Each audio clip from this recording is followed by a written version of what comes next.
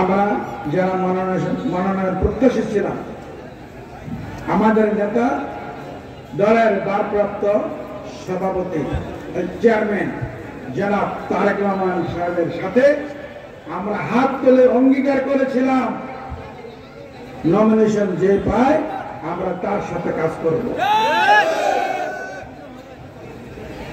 এখন যারা কাজ করতেছে না তার অর্থ কি?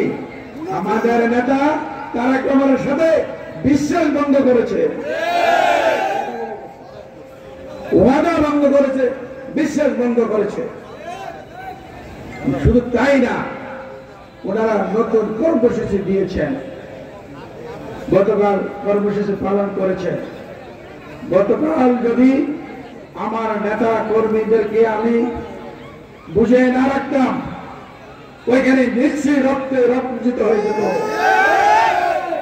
সেটাও অনেকে ট্রল করেন, দেখেন কোথায় রক্ত রঞ্জিত হচ্ছে।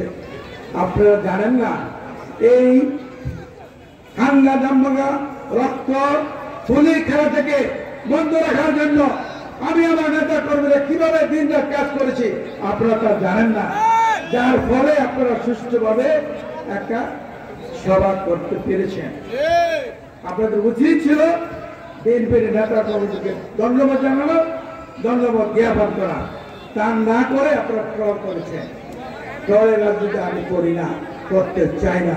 আমার কাছে মতলবের সকল সবাই, হিন্দু মুসলিম খ্রিস্টান বৌদ্ধ, সাদা কালো, ধনী গরিব, অফিসার কর্মচারী, মেহনতি মানুষ, ছাত্র জনতা সকলে এক সমান।